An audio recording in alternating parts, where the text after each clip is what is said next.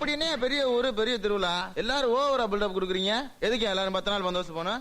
Sir நீங்க புதுசுனாலும் உங்களுக்கு தெரியல. சிங்கம்படாரியில 2250 குடும்பம் இருக்கு. இதுல 1509 குடும்பம் தேவர் சமுதாயம். இதுக்குள்ள 11 வம்சம் இருக்கு. இதுல சாமி ஊரை சுத்தி வளம் வரும். சாமி தூக்குறதுக்கு முன்னால ஒவ்வொரு வம்சத்தையும் கூப்பிட்டு மரியாதை கொடுப்பாங்க. அந்த வம்சத்துல பெரியாள் யாரோ அவர் வாங்கிக்குவார். பரிவட்டம் கட்டுறது உனக்கானக்காங்கிற சண்டை எல்லாம் இங்கே கிடையாது சார். பங்காளிகளுக்குள்ள என்ன சண்டை சாடிக்கு இருந்தாலும் இந்த மரியாதை வாங்கும் போது ஒத்துமையா கூட்டமா வருவாங்க. உலகத்துல எந்த மூணு முடுக்கில் இருந்தாலும் சரி இந்த திருவிழாவுக்கு வந்து சேர்ந்துருவாங்க. ஏன்னா உங்க வம்ச பங்காளி படபல அதிகமா எங்க வம்ச பங்காளி படபல அதிகமானு காமிச்சுக்குவாங்க. ஒவ்வொரு வம்சத்திலையும் 50 குடும்பத்திலிருந்து 120 குடும்பம் வரைக்கும் இருக்கும். இந்த திருவிழா 10 நாள் நடக்கும்.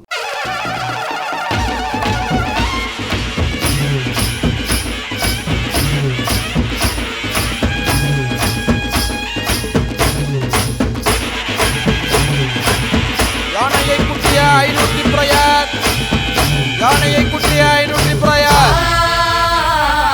மன்னாரி மன்னரி மான உள்ள மரவர் பொன்னாரு அப்போரே சங்ககால புலவர் உதங்குட்டி வாராக கோயில் பால வாங்கத்தா கும்மி கொட்டும் குமரிங்க குலவ சத்தம் உங்கத்தா ஊரெல்லாம் உற்சாகம். வானாதிவிராயர், வானாதிவிராயர். ஆமா நாலு யுத்தம் புரிஞ்ச வீரறிவரு தாக்க மூக்க அறிஞ்ச வீரறிவரு உன்னை தேவன் பாடிய விபூசமான போற்றி சொல்லும் இவரு வீச்சருவான தென்பாண்டி சிங்கம் தான். London கோப்பன், London கோப்பன்.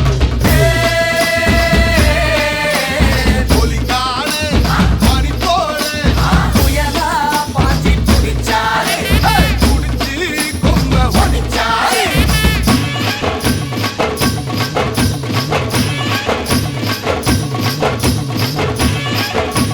மேல வணங்கியதவர், மேல வணங்கியதவர்.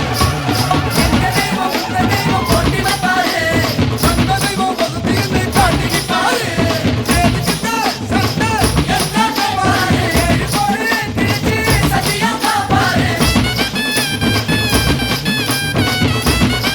கீழ வணங்கியதவர், கீழ வணங்கியதவர்.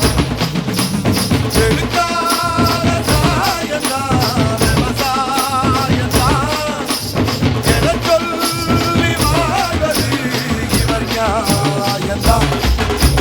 களவாண்ட நாடெல்லாம் நாத்தோடுதான் ஓயாதி பொழப்பு இப்போ நாத்தோடுதான். மன்னாரி மன்னரே மான உள்ள மரவரே சொன்னாரு அப்போதே சங்ககால புலவரே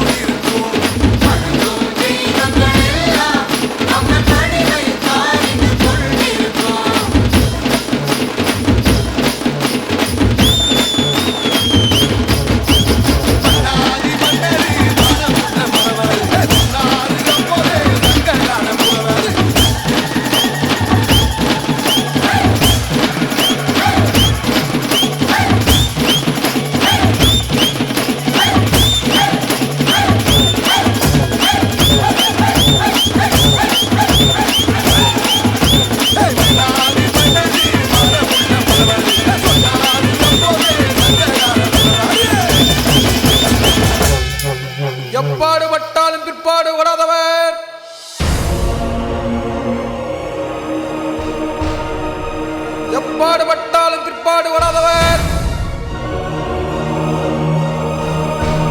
எப்பாடுபட்டாலும் பிற்பாடு